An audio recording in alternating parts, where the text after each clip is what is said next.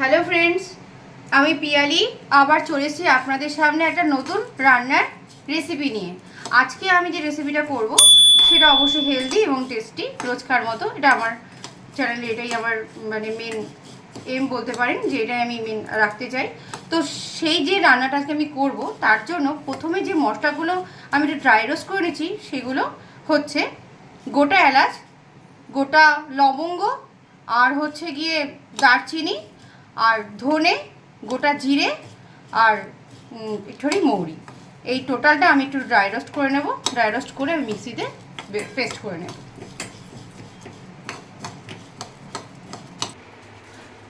আচ্ছা, এইবার আমি আগেই বলেছিলাম যেটা একটু হেলদি, তার জন্য আমি এখানে যে সবজিটা ইউজ করছি সেটা হচ্ছে এঁচোড়।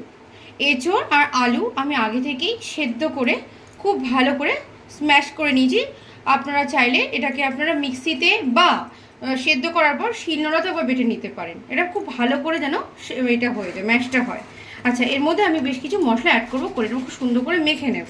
তো প্রথমে এর জন্য আমি বড় চামচের হাফ চামচেরও কম লবণ অ্যাড করলাম।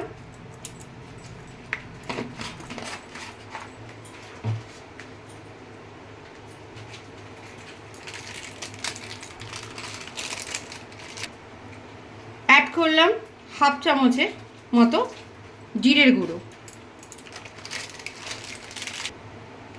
হাফ চামচেরও একটু কম ধনে গুঁড়ো, হাফ চামচের মতো লাল কাশ্মীরি লঙ্কার গুঁড়ো, হাফ চামচ মতো আমচুর পাউডার। যে মশলাটা আমি ড্রাই রোস্ট করেছিলাম সেটা মিক্সিতে পেস্ট করে নিয়েছি, এবং সেখান থেকে কিছুটা আমি, পুরোটা না, 1 চামচ মতো এখানে অ্যাড করে দিলাম। লঙ্কাটা কোথায়?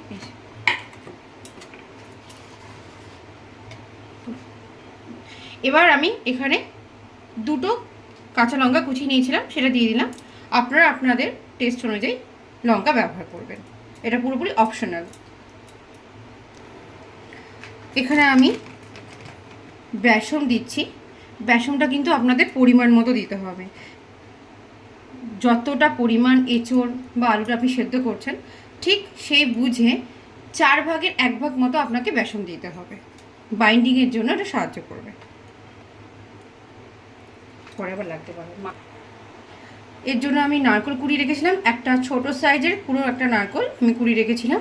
এবার সেইটাও আমাকে প্রায় হাফ মতো এখানে দিয়ে দিলাম। পরে আমি বাকিটা ইউজ করব।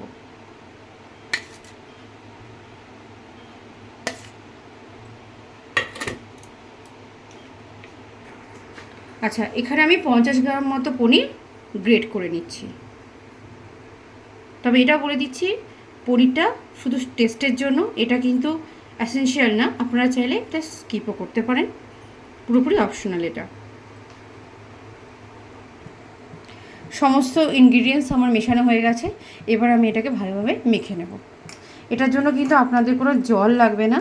এটা কিন্তু আপনি এখান থেকে যে এঁচোড় থেকে যে জলটা আসছে না, এঁচোড় আলু থেকে, সেটা দিয়ে আপনার সুন্দর করে মাখা হয়ে যাবে। এটা কিন্তু ভীষণই টেস্টি, ভীষণই হেলদি একটা খাবার। বাড়িতে ট্রাই করে দেখবেন, ছোট বড় সবার খুব ভালো লাগবে। সুন্দর করে মেখে নিতে হবে। আর হ্যাঁ, অবশ্যই বলছি, মাখার সময় যদি মনে হয় যে এটা ঠিকমতো বাইন্ডিং হচ্ছে না, একটু পাতলা পাতলা লাগছে, তাহলে কিন্তু আপনাদের আর একটু বেসন মেশাতে হবে। আর অবশ্যই কিন্তু আপনারা একটু চালের গুঁড়ো মেশাবেন, যদি পারেন না তাহলে খুব ভালো হয়। তাহলে চালের গুঁড়ো মেশালে একটু কচমচে ভাব আসবে।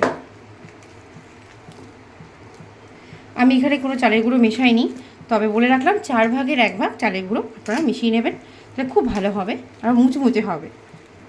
আমার প্রয়োজন মনে হয়নি তাই আমি দিলাম না, কিন্তু আপনারা প্রয়োজন মনে করলে অবশ্যই ওটা অ্যাড করবেন। দেখুন বন্ধুরা, আমার কিন্তু এখানে আর বেসনের দরকার হবে না। অলরেডি এটা বেশ সুন্দর বাইন্ডিং হয়ে গেছে।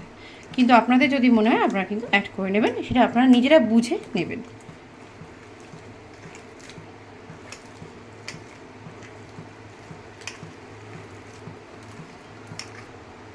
এবার হাতের মধ্যে একটু সর্ষের তেল মাখিয়ে আমি এগুলোকে গোল গোল বা আপনারা যদি চান ডিম্বাকৃতি এরকমভাবে আপনারা করে নিতে পারেন।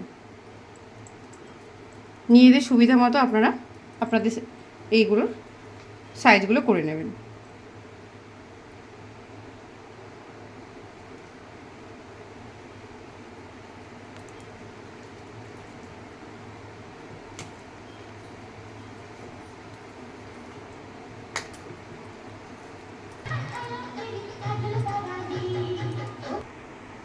হ্যাঁ, আমি ওই মিশ্রণটাকে ছোটো ছোটো করে ডো করে নিয়েছি।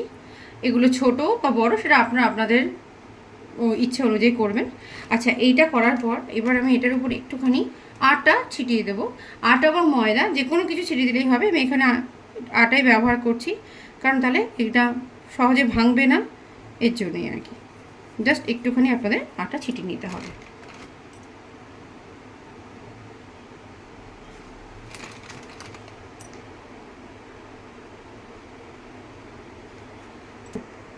আমার প্রত্যেকটা ডোয়ের উপরে আটা ছেটানো হয়ে গেছে।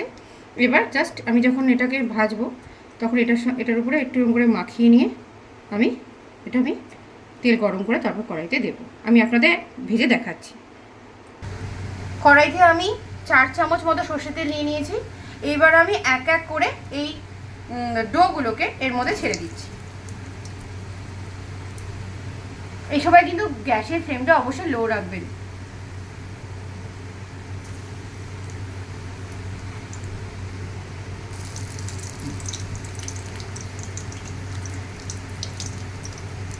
এগুলো যখনই ভাজবেন একটু মিডিয়াম ফ্লেমে কিন্তু ভাজতে হবে। আর মিডিয়াম ফ্লেমে ভাজতে হবে, আর হচ্ছে কি কিন্তু একটু বেশি সময় ধরে ভাজতে হবে, যাতে ভেতরটাও যেন সুন্দর করে ভাজা হয়। যদি গ্যাসের ফ্লেমটা হাইতে রাখেন তাহলে খুব সহজেই বাইরেটা লাল হয়ে যাবে, কিন্তু ভেতরটা কাঁচা কাঁচাই থাকবে।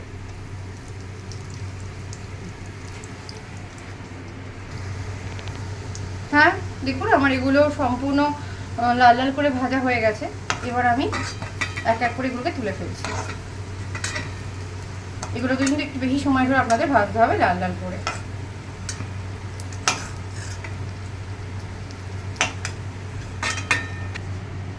এটা আমার পুরো ভাজা হয়ে গেছে। এবার আমি এটাকে নিয়ে একটা গ্রেভি বানাবো, সেটা আমি আপনাদের দেখাচ্ছি। এখন আমি একটা মিক্সচার তৈরি করে নিচ্ছি। এর জন্য প্রথমেই আমি 1/2 ইঞ্চির মতো আদা, আর হচ্ছে গিয়ে টমেটো 1.5খানা মতো নিয়েছি আমি, মাঝারি টমেটো 1.5খানা, আর 9টা মতো কাজু, আর হচ্ছে গিয়ে নারকেল কোড়া। আমি এগুলো সব এর মধ্যে অ্যাড করে দিচ্ছি। এগুলো আমাদের গ্রেভি তৈরি করার জন্য লাগবে। আর সেই সঙ্গে অবশ্যই কিন্তু একটু জল অ্যাড করে দিতে হবে।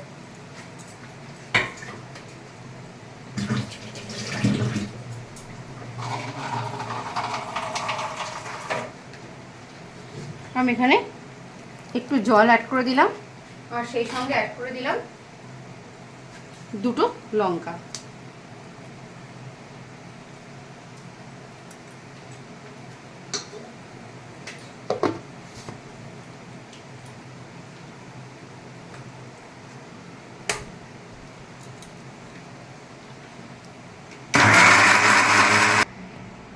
এবার ওই কড়াইতেই কিছুটা তেল আমি কমিয়ে নিয়েছি, অতটা তেল আমার লাগবে না গ্রেভি করার জন্য। এবার ওখানে আমি 2টো তেজপাতা ফোড়ন হিসেবে দিলাম, তারপরে দিলাম 4টে এলাচ, লবঙ্গ, আর 4 টুকরো দারচিনি মুখগুলো করে কাটা। এবার এটাকে একটুখানি 1 সেকেন্ড মতো আমি একটুখানি এটাকে ফ্রাই করে নেব। গন্ধটা বেরিয়ে আসলেই আমি গোটা জিরে ফোড়ন অ্যাড করব।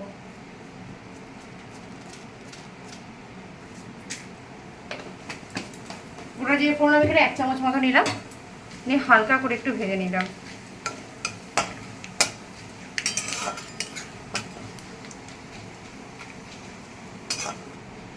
এবার আমি যে মশলাটা বেটে নিয়েছিলাম সেটা অ্যাড করে দিলাম।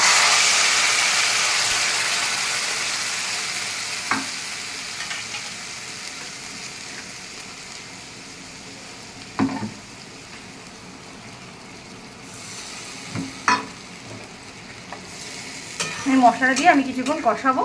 যখন তেলটা ছেড়ে দেবে তখন আমি অন্য ইনগ্রিডিয়েন্টস অ্যাড করব।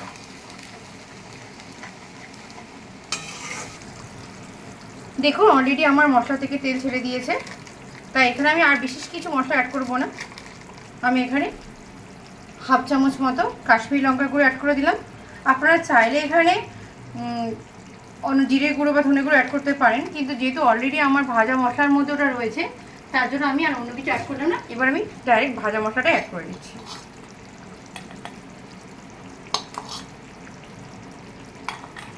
ব্যাস 2 চামচ আমি ভাজা মশলা অ্যাড করে দিলাম। দিয়ে আমি এটাকে বেশ সুন্দর করে মিশিয়ে নিচ্ছি। এরপর আমি লবণটা অ্যাড করব, এবার তারপর একটু জল দিয়ে ফুটিয়ে নেব।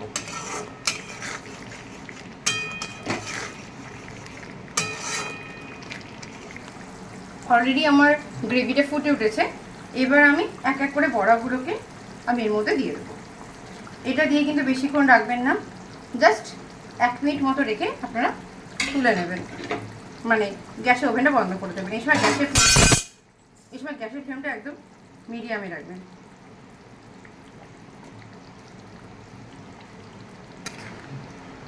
হ্যাঁ, এটাকে বেশি নাড়ানোর দরকার নেই, জাস্ট 1 মিনিট এই অবস্থায় রেখে আমি গ্যাসের ফ্লেমটা অফ করে দেবো।